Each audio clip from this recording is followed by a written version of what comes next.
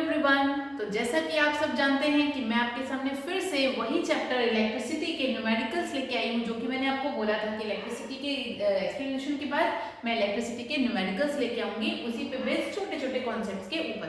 ठीक है, तो आज हम फिर से इलेक्ट्रिसिटी के ही न्यूमेरिकल्स करने वाले हैं। तो let's start without wasting a time. So let's see the question first. Two bulbs have the ratings 100 watt and 220 volt. ठीक है, and 60 watt and 220 volt. तो which one has a greater resistance? इनमें से greater resistance किसका होगा? तो formula है हमारे पास P is equals to VI, जो कि है V square upon R। क्यों VI V square upon R है? क्योंकि आपके पास फॉर्मूला है बाय द ओम्स लॉ। तो यहाँ पे आप देख सकते हो कि आपके पास 100 वॉट और 220 वोल्ट में पावर कितनी मिल रही है, किसको मिल रही है। तो सिंपली आपको दिख रहा है कि 60 वॉट और 220 वोल्ट के ही जो है पावर है जिसका ग्रेटर रेजिस्टेंस होगा। ठीक है, तो ये है आपका क्वेश्चन का आंसर। इस फॉर्मूले को यूज करते ही आपको पता चल जाएगा कि जिस बल्ब का 60 वॉट और 220 वोल्ट है वो है आपका greater resistance, has a greater resistance.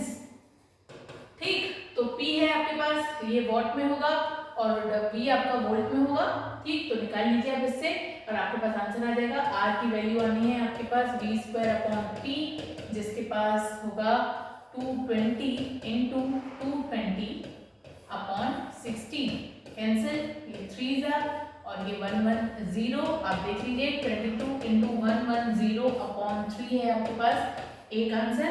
और दूसरा होगा क्या, अगर मैं R ले ली V स्क्वायर अपॉन P ले लिए, दूसरा है हमारे पास 100 तो आपके अपॉन में आएगा 220 इंटू 220 अपॉन 100।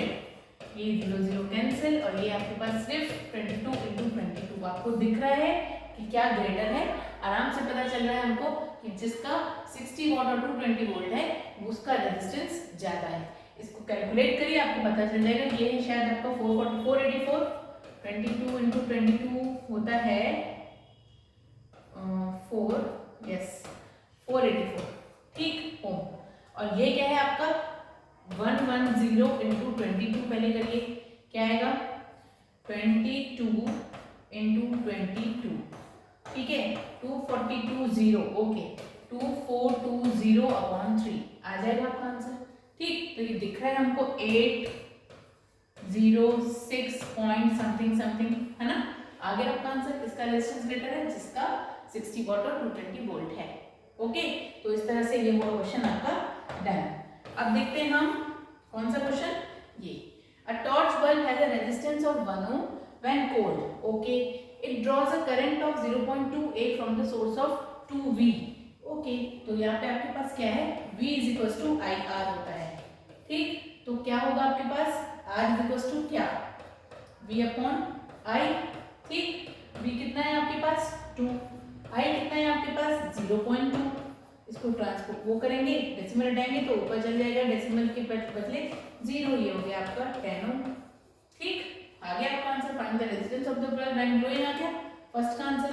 सेकंड का आंसर क्या है, explain the reason for the difference in resistance.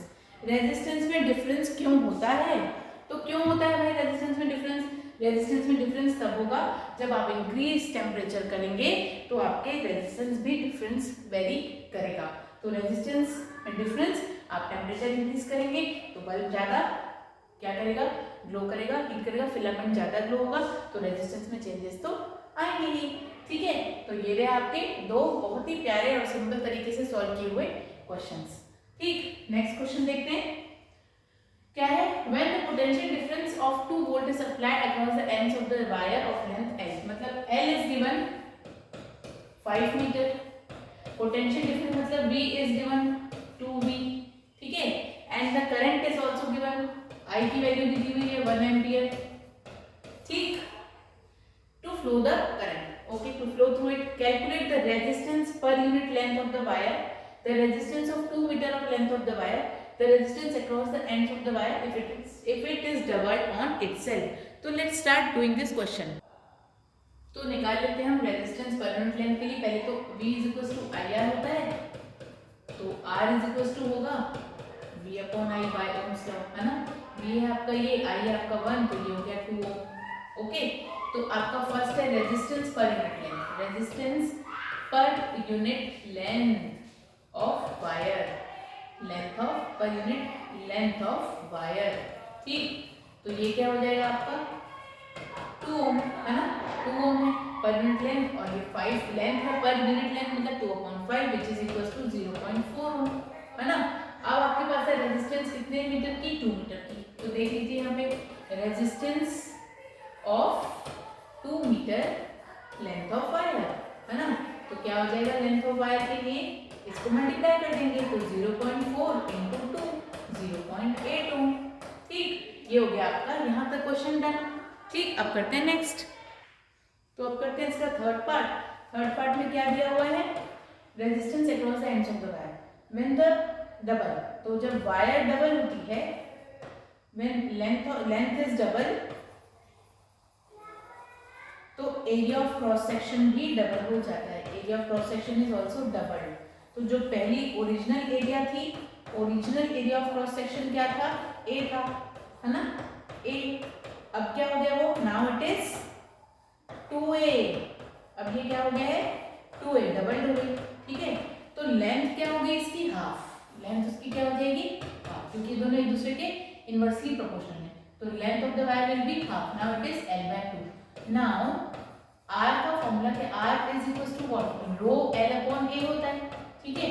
तो ये हो गया रो, l की तो वैल्यू आप देख लीजिए अब क्या है, l अपॉन 2 है, और a की वैल्यू क्या है 2a है, तो ये क्या हो गई रो l अपॉन 4a, ठीक। बट जो रो है हमारा, रो की वैल्यू क्या है 0.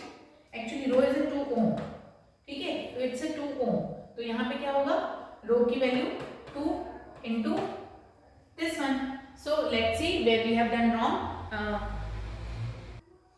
तो हमने कुछ गलत नहीं किया है, बस यहाँ पे रो अपॉन एल ए की वैल्यू है जो, वो हो जाएगी आपकी 2, ठीक है। Here it is given what, see rho L upon A की वैल्यू इज 2, ठीक है।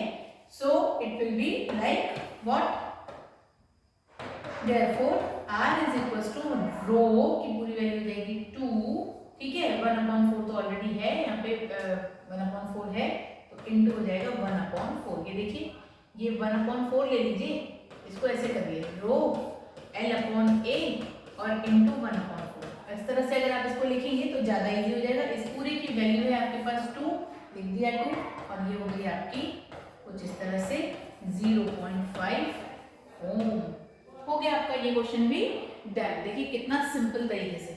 नेक्स्ट क्वेश्चन करते हैं, what is that, how much work is done in moving 2c, मतलब 4 coulomb across 2 points having potential difference 10 volt. देखते हैं कि क्या होगा, कितना सिंपल। देखिए वर्क डन बोल रहा है, वर्क डन का फॉर्मूला क्या होता है, W is equals to V और Q, potential difference into the charges.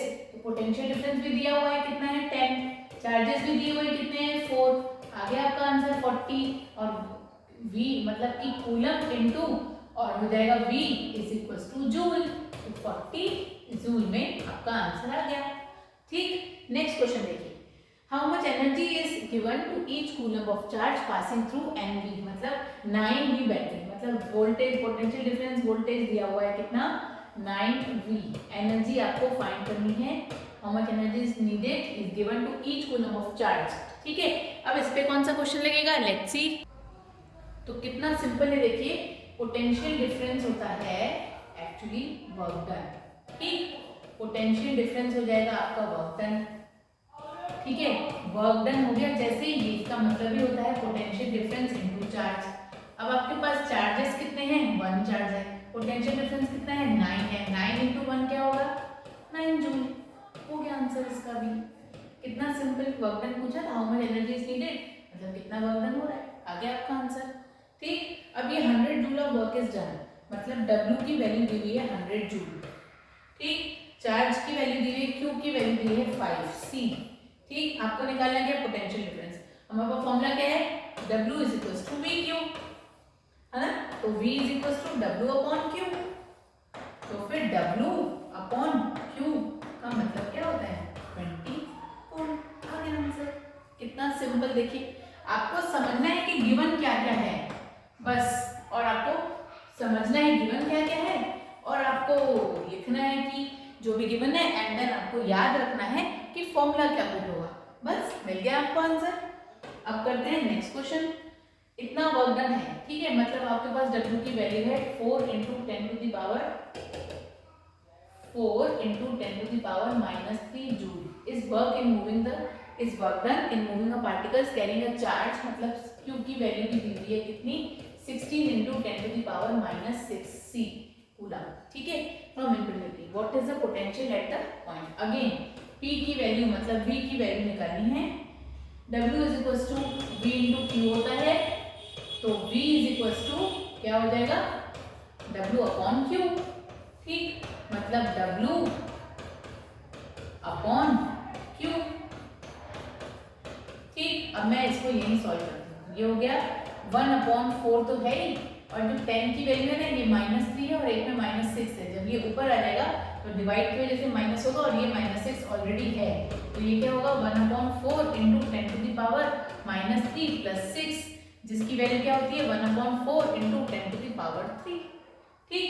अब इसको 1000/4 करें तो भी बेटर है, 1000/4 करेंगे तो डायरेक्टली आंसर आ जाएगा। देखिए कैसे, ये हो गया 25 और ये होगा 0, 250 वोल्ट, ठीक। आ गया आपका P, क्या है आपका V की वैल्यू, ये देखिए है ना, ये V की वैल्यू आपकी फाइनल आंसर डन, मतलब potential difference, potential how much potential has been actually required to moving the charge particle from infinity to the point P।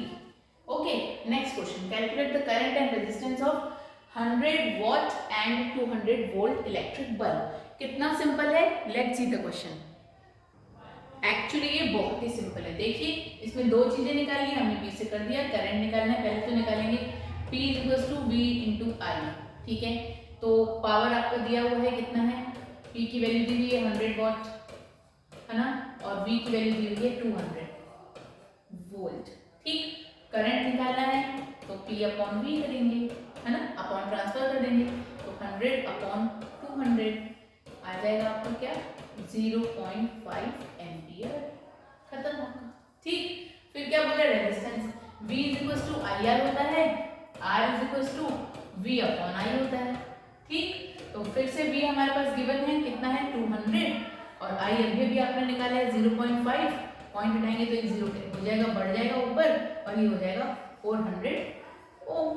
देखिए कितना सिंपल, आपको याद क्या करना है, ये है आपका दिमाग खराब करने वाली चीज जो आप लोग बच्चों को हमेशा ही याद नहीं रहती है ना। सब यही बोलते हैं, not even in science, even in maths they are saying, they are asking कि मैम ट्रिग्नो बन जाता है, आइडेंटिटी याद नहीं है, क्या यूज है, कोई यूज नहीं है ना। जब किसी पर्टिकुलर चैप्टर को बेस ही फॉर्मूले पे किया गया है और उसका फॉर्मूला ही याद नहीं है तो कोई मतलब नहीं है, आप क्वेश्चन क्या समझ रहे हो, क्या पुट कर रहे हो, क्या कर रहे हो, इट्स ऑफ नो यूज, है ना।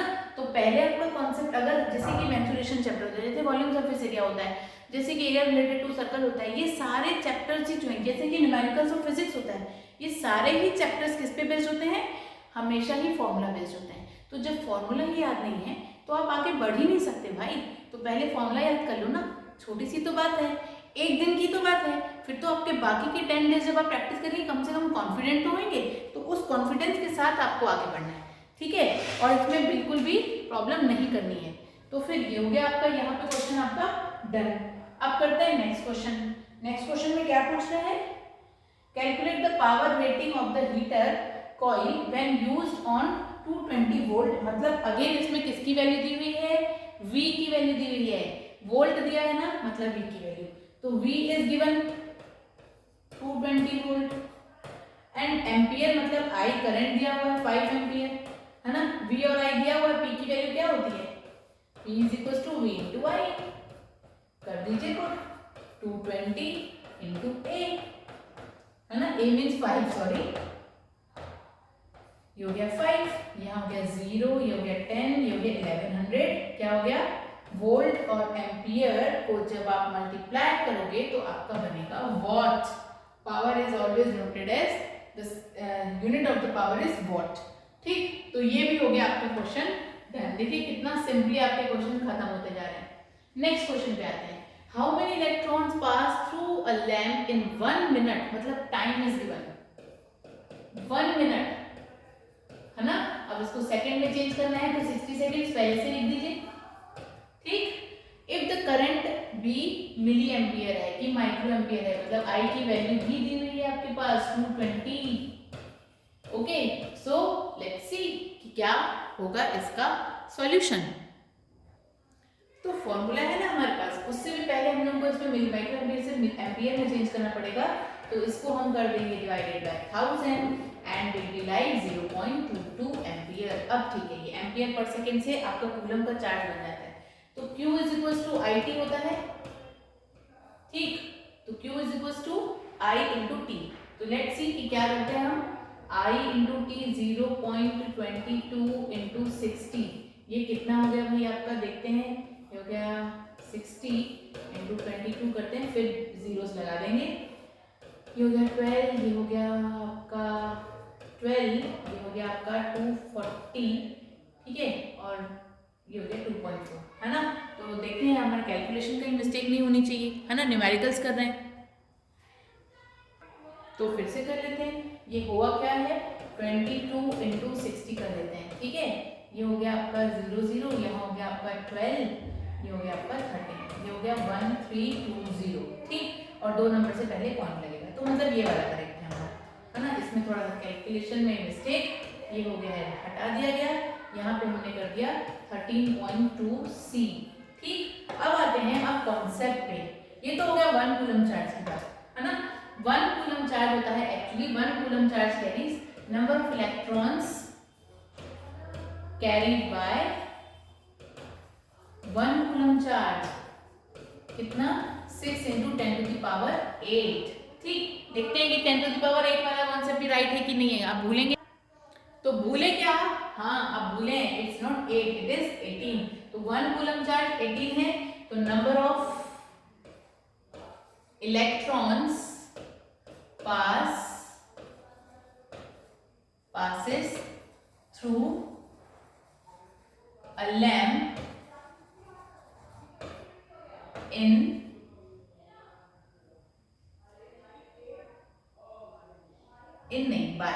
by 13.2 coulomb charge is what, तो 13.2 into 6 into 10 to the power 18, ठीक। तो 13.2 कर दीजिए 6 से मल्टीप्लाई, 10 टू द पावर 18 को रहने दीजिए आप ऐसे ही, ठीक। नहीं तो आप कंफ्यूज रहेंगे, इतना लंबा नहीं कर सकते, ठीक। तो ये हो जाएगा आपका 19, ये हो जाएगा 79.2 इंटू 10 टू द पावर 18, क्या है आपका ये, जो इलेक्ट्रॉन्स क्या हुए हैं, कैरी हुए हैं किससे, 30.2 कूलम चार्ज से। तो ये हो गया आपका पर सेकंड की बात थी यहाँ पे, तो पर सेकंड को देखो एम्पियर पर सेकंड, है ना, एम्पियर पर सेकंड को आपने कूलम में चेंज कर दिया, हो गया आपका। तो इतने सारे हैं आपके पास solution for this particular question. आप कहीं पे भी मिस्टेक नहीं करेंगे, जब तक आपका ये कॉन्सेप्ट क्लियर है, आपको समझ में आ जाएगा आपने क्या करना चाहा है। नेक्स्ट क्वेश्चन पे आते हैं, calculate the current supplied by the cell, मतलब आई आपको गिवन नहीं है, कैलकुलेट द करंट बोल दिया, टाइम गिवन है, कितना है 4 सेकेंड्स, ठीक। और चार्जेस क्यू की वैल्यू कितनी है 12 कूलम, मतलब अगेन क्यू आई टी वाला कॉन्सेप्ट। तो वी हैव ना, we have what we have, Q is equals to I into T, ठीक। अब ये सेकंड और कूलम चार्ज एकदम करेक्ट है, एम्पियर में आंसर आ जाएगा। तो I is equals to what, Q upon T, ठीक है। Q है 12 कूलम, टाइम है आपका 4 सेकेंड, डिवाइड कर दीजिए, ये आ गया 3, I की वैल्यू आ गई 3 एम्पियर, खत्म। इतना सिंपल है कि 3 एम्पियर में आंसर लाना और क्वेश्चन को समझना भी।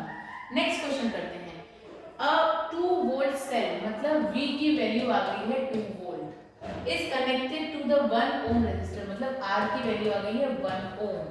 How many electrons come out of the negative terminal of the cell in 2 minutes?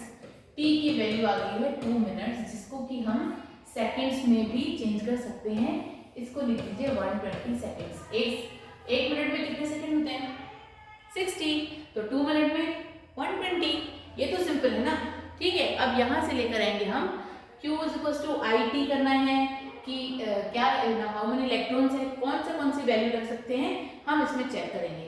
पहले तो आई निकाल लेते हैं ना वी और आर से। V is equal to I और आर, तो I is equal to V upon R. तो वी क्या है 2/1 2 आ गया 2 एम्पियर। अब कूलम है तो इलेक्ट्रॉन्स तो होंगे, Q is equal to I into T, है ना। तो 2 इंटू 120 क्या हो गया आपका 240, है ना। देखते हैं ये आंसर राइट है कि नहीं, लेट्स चेक।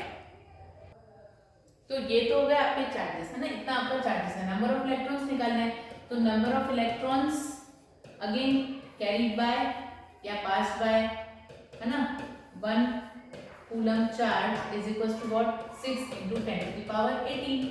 तो फिर number of electrons carried by 240 coulomb will be what 240 into 6 into 10 to the power 18 will be 0 24। आ गया आपका आंसर, ठीक। अब आप ये लिख लीजिए, इसको डेसिमल में चेंज करना है, जैसे भी करना है आप कर सकते हैं। तो ये हो गया आपका आंसर डनाडन वाला कंप्लीट, ठीक। अब करते हैं इसका नेक्स्ट क्वेश्चन, क्वेश्चन नंबर 16। तो ये तो है बहुत ही सिंपल क्वेश्चन। करंट आपको निकालना है, ये आपका करंट निकालना है आपको। V की वैल्यू दी है 220 वोल्ट और R की वैल्यू दी है 1200 ओम। बहुत ही simple, V is equal to I into R, तो R is equal to I is equal to V upon R, 220 upon 1200। इसको सॉल्व कर लीजिए, ये हो गया 60, ये हो गया 11। अब इनको सॉल्व करेंगे, 11 अपॉन 60 ये हो गया आपका एम्पियर में।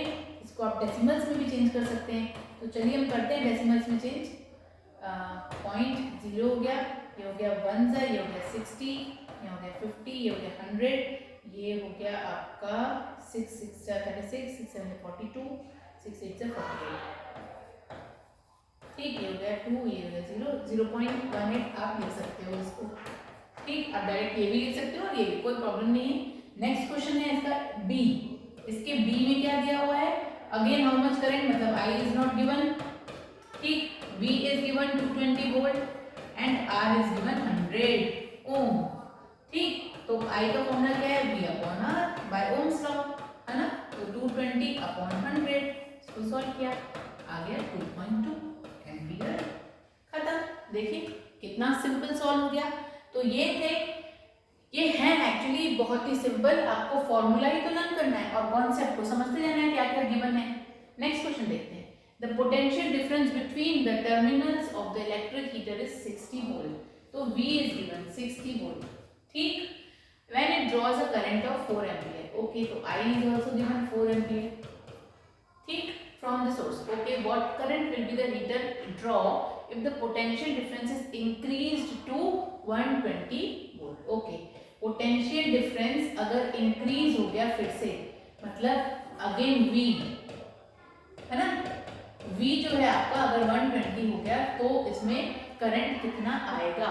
तो पहले क्या करना है हमको, इसमें से हम रेजिस्टेंस निकाल लेंगे क्या, VI है तो R निकालें क्या, ये कंफ्यूजन रहता है स्टूडेंट्स को। तो देखते हैं कि क्या कर सकते हैं। सबसे पहले हम बिल्कुल निकालेंगे इसका R निकालते हैं, फिर हम लोग दूसरा I तो निकालना है।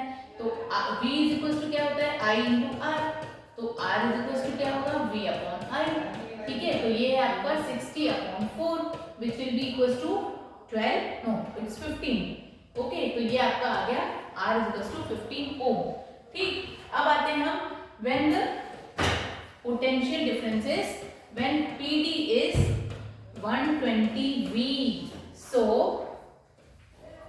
I will be क्या, I क्या होगा, तो I is equals to क्या होता है V अपॉन R होता है, ठीक है। क्योंकि V इज इक्वल टू क्या होता है IR होता है, तो I is equal to V upon R। इस पे हम R रखेंगे जो हमने अभी अभी निकाला है, तो I is equal to V आपका है 120, अब R आपने निकाल लिया है 15। इसको सॉल्व करना है और चेक करना है कि कितने में आएगा। तो 15 के टेबल में चलिए हम 5 जा करते हैं और ये कर देते हैं 40 जा, ये हो गया 8, ठीक है। तो I is equal to 8 ampere, therefore it becomes current becomes 8 ampere, ठीक। हो गया आपका आंसर डन। देखिए कितना सिंपली क्वेश्चन सॉल्व होते जा रहे हैं, पूरे के पूरे न्यूमेरिकल्स हमने अभी तक बहुत ही सिंपल तरीके से सॉल्व किया है। नेक्स्ट क्वेश्चन देखते हैं, क्या है आपके पास 4 ohm रेजिस्टेंस मींस R की वैल्यू गिवन है 4 ohm, wire is doubled on it. Okay, a 4 ohm wire resistance is A 4 ohm resistance wire is double on it. Calculate the new resistance of the wire. अब ये difference आपको देखना है कि निकलता कैसे है। तो हमको ये पता है कि रेजिस्टेंस का फॉर्मूला होता है रो एल ए, ये है आपका ओरिजिनल, ठीक है। अब जो न्यू रेजिस्टेंस होगा वो R1 की बात होगी, ठीक, ये हो जाएगा R1, डिनोट कर लो इसको, तो आपको ज्यादा सही तरीके से समझ में आएगा। तो ये हो गया आपका ए। जब हमारा रेजिस्टेंस डबल होता है, रेजिस्टेंस जब डबल होता है तो एरिया हो जाती है डबल, अब ये होगा 2a न्यू वाली, और लेंथ हो जाता है हाफ, ठीक है। तो R1 क्या बनेगा आपका, ये तो बनेगा आपका रो, L का मतलब होता है हाफ और इसका मतलब होता है 2a, ठीक। तो ये हो जाएगा L 4/a, रो L 4/a। तो अब आपको क्या निकालना है, न्यू रेजिस्टेंस निकालना है। तो R1 का रेशियो निकाल लो R से, तो R1 है रो L अपॉन 4a और ये है आपका rho L upon a, rho rho cancel, a cancel, L cancel, बचता है आपके पास 1/4, जिसका कि मतलब होता है R1 upon R is equal to 1/4, जिसको हम लिख सकते हैं क्या, R1 is equal to R upon 4, और R क्या दिया हुआ है आपको 4 ओम अपॉन 4, ये कैंसिल, आपका न्यू रेजिस्टेंस क्या बन गया, न्यू रेजिस्टेंस जो कि R1 था वो निकल गया आपका 1 ओम। ये हो गया आपका आंसर डन। देखिए कितना सिंपल तरीके से आपका पूरा सॉल्यूशन, एकदम बेसिक कॉन्सेप्ट पे आके करोगे ना तो एक एक स्टेप बनते जाएगा। आपने न्यू रेजिस्टेंस निकाला, ठीक, आपने ये बता दिया कि जिस तरह से रेजिस्टेंस डबल हुआ तो एरिया डबल हो जाएगी और लेंथ क्या हो जाएगा, हाफ हो जाएगा, तो ये हो गया आपका हाफ L/2, ठीक। तो अब यही दोनों की वैल्यू को आप यूज करोगे इसके लिए, किसके लिए, न्यू रेजिस्टेंस के लिए।